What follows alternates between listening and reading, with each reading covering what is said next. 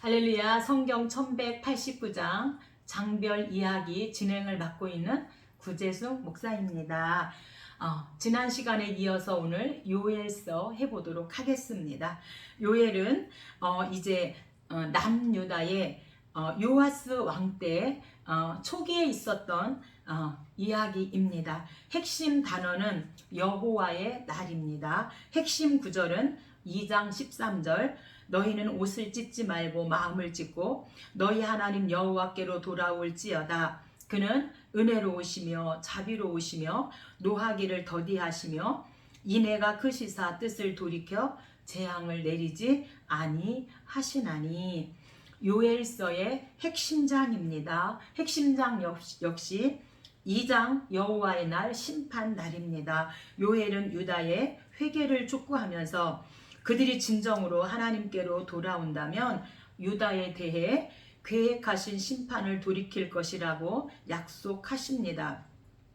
그 제의가 분명히 유다에 전해졌음에도 불구하고 백성들은 계속해서 하나님을 대적하여 심판은 불가피해집니다. 그러나 그러한 심판 중에서도 하나님은 먼저 오순절에 이루어지고 궁극적으로는 그리스도가 다시 오실 때 성취될 은혜로운 약속을 다시금 하고 계십니다. 요엘 2해입니다. 본서의 예언의 선포 시기는 남유다 제8대 왕 요아스의 통치 초기로서 이때는 통일 이스라엘 왕국이 남북 왕국으로 분열된 지 약 100여 년 정도 지난 시기로서 남유다와 북이스라엘 두 왕국 간의 정치적 갈등은 거의 해소되었어요. 왜냐하면 북이스라엘 아합 왕과 여호사밧 왕과 동맹을 맺었기 때문이죠. 종교적으로는 두 왕국 모두 패역의 역사를 거듭하는 그러한 시기였습니다. 이런 시기에 남유다 땅에는 엄청난 메뚜기 재앙과 한재가 임하게 되었고, 이를 계기로 요엘 선지자는 뜻하지 않는 이 엄청난 재앙이 남유다 백성들의 죄악에 대한 하나님의 1차 징계이며 나아가 남유다 왕국의 멸망을 초래할 무서운 여호와의 날 심판에 대한 경고로 주어진 예표임을 설파하면서 회개를 촉구하는 메시지를 선포하게 되어집니다. 아울러 하나님이 이스라엘 백성들을 회복하는 은혜를 주시는데, 그 회복의 날이 되면 하나님은 대적들을 쳐부수고 신실한 자들에게 비할 수 없는 은혜를 베푸실 것을 약속하고 있습니다. 왜 이 땅의 남유다에 메뚜기 재앙과 한재가 일어났는가? 그것은 여호람 8년 우상숭배, 아하시아 1년 우상숭배 주도, 그 다음에 아달랴 6년 예수 그리스도 길 자름, 그 다음에 요아스 왕인데 약 15년에 걸쳐서 여호람 왕이 북이스라엘 아달랴와 결혼하면서 아달랴가 시집올 때 바알과 아세라 우상을 가지고 오므로 남유다에도 이렇게 약 15년 동안 엄청난 우상 숭배를 함으로 말미암아 하나님께서 이 메뚜기 재앙과 한재의 심판을 말씀하고 있습니다.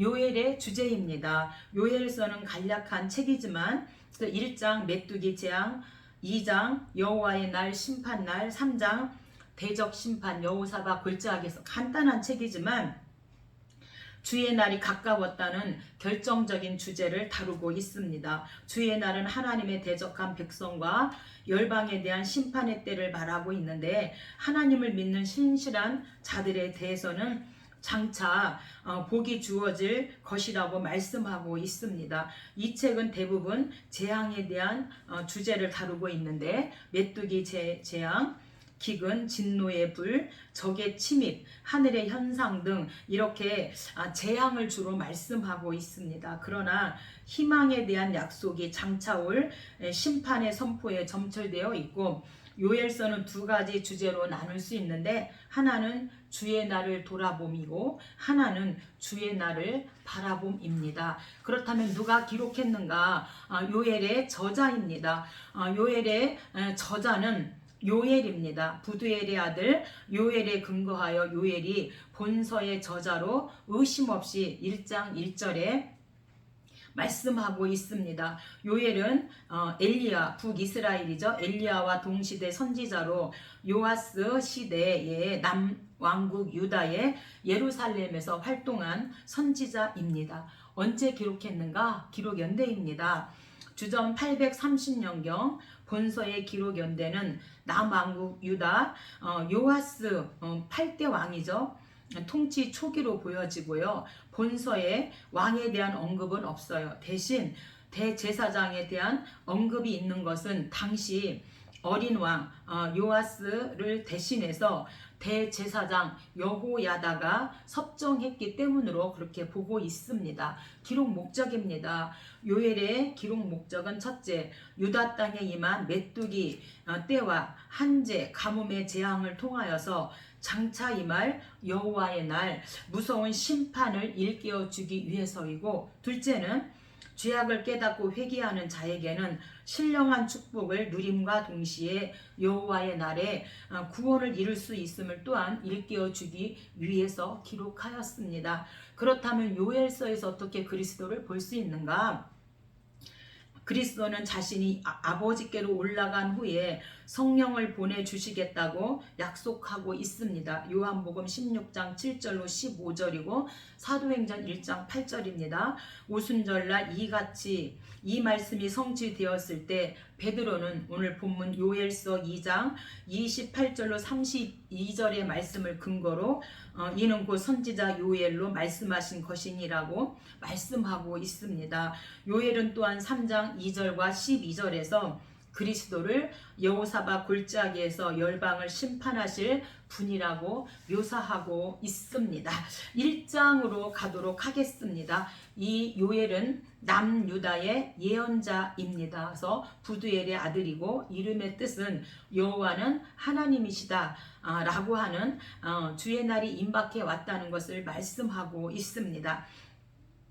1장 메뚜기 재앙입니다. 선지자 요엘은 메뚜기 재앙과 가뭄을 통해서 남유다에 임한 여호와의 재앙이 어떠한 것인지를 암시하고, 이 사건이 역사적 사실인가에 대해서는 여러 가지 학설이 있으나 역사상 실제 사건으로 봄이 타당하다고 말합니다. 이 두 사건은 불순종한 남유다를 향한 하나님의 징계의 신호탄이자 종말론적 심판의 예표이기도 합니다. 이 요아스는 성전 수리라는 왕인데 왜 요아스 왕 때 이렇게 메뚜기 재앙이 임했는가? 우리가 그것을 알려면 우리가 그 후에 6대부터 우리가 이 왕을 5대 왕부터 생각해 보면 좋겠습니다.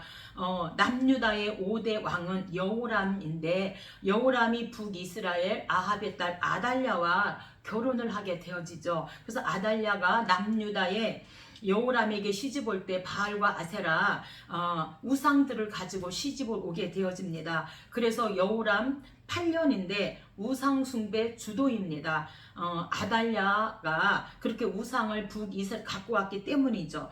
여호람의 아들 아하시야 왕 1년 역시 아버지와 똑같이 우상 숭배 주도이고요.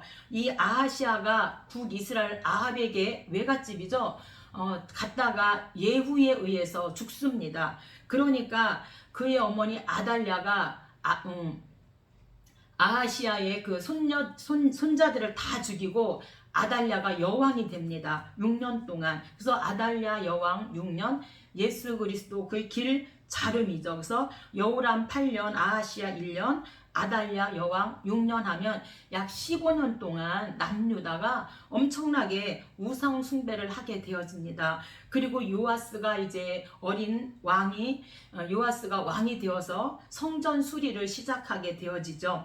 그래서 이때 이제 여호야다 제사장이 섭정을 하게 되어지는, 그래서 여호람, 아하시야, 아달랴를 보면 남유다에서 엄청난 우상 숭배로 인해서 이제 하나님께서 유다에 메뚜기 재앙을 내리시겠다. 그러니 어서 회개하고 돌아오라. 요엘 선지자를 통해서 외치고 있는 것입니다. 1절입니다. 부두엘의 아들 요엘에게 임한 여호와의 말씀이라. 팥종이가 남긴 것을 메뚜기가 먹고 메뚜기가 남긴 것을 느치가 먹고 느치가 남긴 것을 황충이가 먹었도다. 취하는 자들아 너희는 깨어 울지어다. 너희는 울지어다. 이는 단 포도주가 너희 입에서 끊어졌으니. 이렇게 하나님께서 4절과 5절에 메뚜기를 4가지 명칭으로 메뚜기, 맛종이, 황충이, 느치 이렇게 4가지 명칭으로 반복 서술한 이유가 있는데, 왜 하나님께서 이렇게 반복하여 서술하였는가? 그것은 재앙이 거듭되어서 참혹함을 강조하기 위해서 하나님께서 팥종이, 메뚜기, 황충이, 느치 이렇게 반복하여 서술하였다고 이렇게 말하고 있습니다. 또한 이 메뚜기 종류들로 이 메뚜기 떼가 또는 다른 한 민족 6절에서 말씀하고 있죠. 강한 백성, 강한 군사로 표현된 것으로 보아서는 이제 이 메뚜기 떼를 적군으로 보아도 괜찮다 이렇게 지금 말씀하고 있습니다.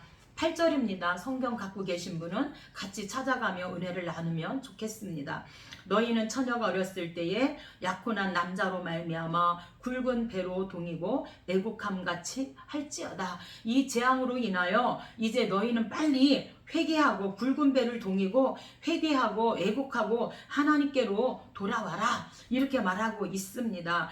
이 당시에는 남편이 죽으면 재혼 기회가 여자들은 전혀 없었습니다. 한평생 이삭 줍는 이런 인생으로 살아가야 하기 때문에 너희들 이렇게 되지 않으려면 어서속히 굵은 배로 동이고 하나님 앞에 왜곡하고 애곡하고 회개하라 이렇게 말하고 있습니다. 9절입니다. 소제와 전제가 여호와의 성전에서 끊어졌고 여호와께 수종드는 제사장은 슬퍼하도다. 이 전제는요, 제사를 드리는 방법으로 우리가 레위기 보면 번제, 소제, 화목제, 속제제, 속건제 이렇게 5대 제사가 있고 또 방법이 있어요. 방법 4가지가 있는데 불로 태워서 드리는 화제가 있고 포도주나 독주를 부어서 드리는 전제가 있고 들어서 드리는 거제가 있고 흔들어서 드리는 요제가 있는데 전제는요, 제사를 드리는 방법으로 이제 번제단 위에 포도주나 이런 독주를 부어서 드리는 제사가 전제입니다. 근데 전제를 드릴 수 없었던 까닭은 메뚜기 재앙으로 인해서 포도를 수확할 수 없었다는 거예요. 메뚜기가 다 먹어 치웠기 때문에. 그래서 성전에서 전제를 드릴 수 없도록 끊어졌고 수종들은 제사장들은 그로 인하여 슬퍼한다 이렇게 말하고 있습니다. 이 정도로 재앙이 심함을 말하고 있죠. 2장입니다. 2장은 여호와의 날 곧 심판날이다 말하고 있습니다. 요엘은 여호와의 날 심판의 모습을 메뚜기 활동과 연관하여 설명하고 있는데, 그것은 다분히 공격적이고 파괴적이죠. 엄밀한 의미에서 여호와의 날은 이중적 성격을 갖는데, 악인에게는 가혹한 형벌이 주어지지만 의인에게는 상급이 주어진다는 거예요. 그러므로 기쁨의 날이자 또는 악인에게는 애국의 날이다 라고 이렇게 2가지 의미로 보고 있습니다. 1절입니다. 시온에서 나팔을 불며 나의 거룩한 산에서 경고의 소리를 질러 이 땅 주민들로 다 떨게 할지니 이는 여호와의 날이 이르게 됨이니라. 이제 임박하였으니. 그래서 이 나팔을 분다는 것은 밀어닥친 위험을 알리는 데 사용되었어요. 그래서 이제 이렇게 나팔을 불면서 거룩한 산에서 경고의 소리를 질러서 이제 위험을 알리게 하는데, 2절입니다. 어둡고 캄캄한 날이요 짙은 구름이 덮인 날이라. 새벽빛이 산꼭대기에 덮인 것과 같으니 불이 그들의 앞을 사르며 불꽃이 그들의 뒤를 태우니 그것을 피한 자가 없도다. 여호와의 날 심판의 날에 악인들은 절대로 이 심판을, 하나님의 심판을 피할 수 없다 이렇게 말하고 있습니다. 12절입니다. 여호와의 말씀에 너희는 이제라도 금식하고 울며 애통하고 마음을 다하여 내게로 돌아오라 하셨나니. 너희가 이제 이 축복의 사람으로 이제 재앙을 받지 않으려면 어서속히 이제 회개하고 하나님께로 돌아와라 이렇게 지금 부연적으로 하나님께서 설명하고 요엘을 통해서 말씀하고 있습니다. 여호람, 아하시아, 아달랴 때 우상 숭배해서 어서속히 이제라도 금식하면서 울고 애통하며 하나님께 돌아온다면 하나님께서 이제 그 재앙을 바꾸시겠다 이렇게 말하고 있죠. 13절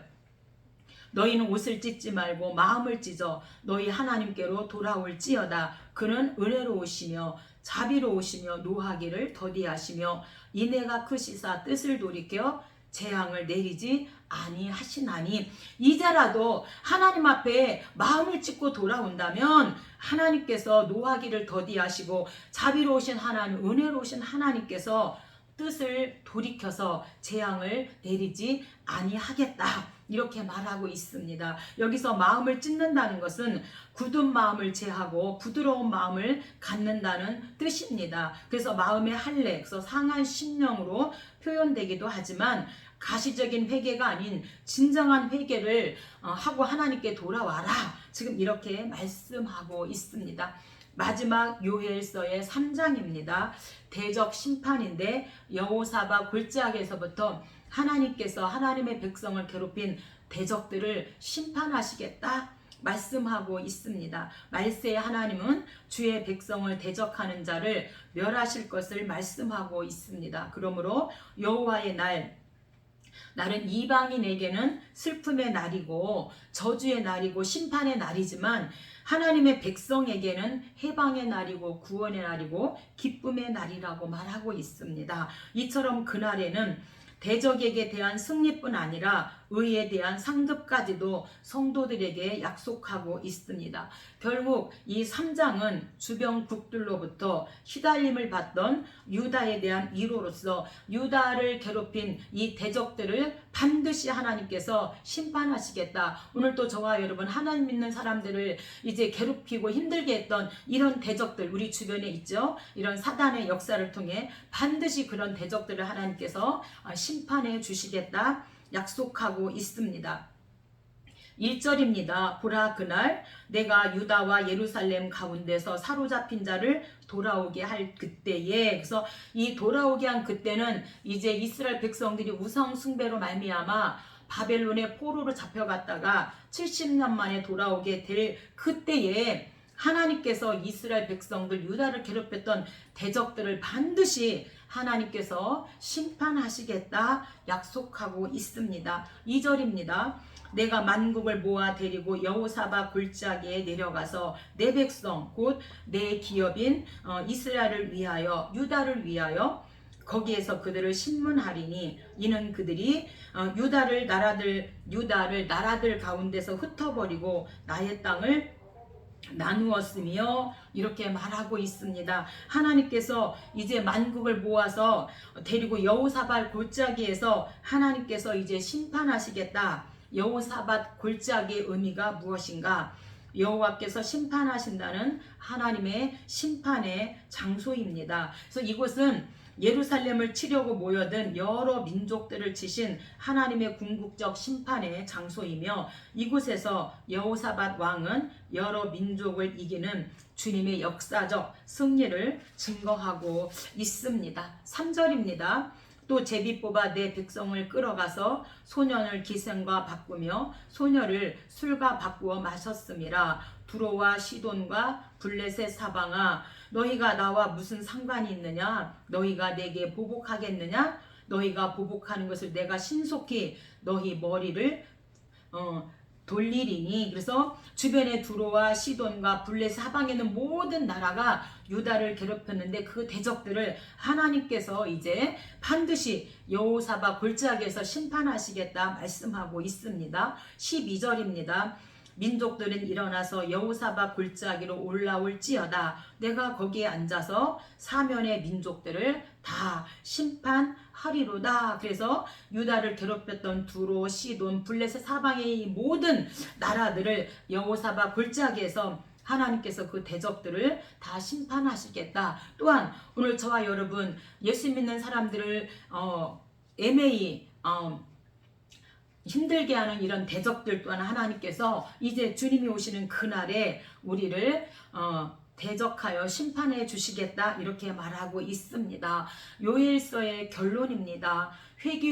회개하는 자, 하나님 앞에 우상에서 돌이켜서 회개하는 자는 축복과 구원의 날이지만 회개하지 않는 자는 멸망과 심판의 날이라고 이렇게 하나님께서 요엘서를 통하여 말씀하고 계시니 오늘 저와 여러분 하나님이 심판하시는 그날에 회개함으로 축복과 구원을 받는 저와 여러분 되었으면 좋겠습니다. 다음 시간에 만나 뵙도록 하겠습니다. 감사합니다.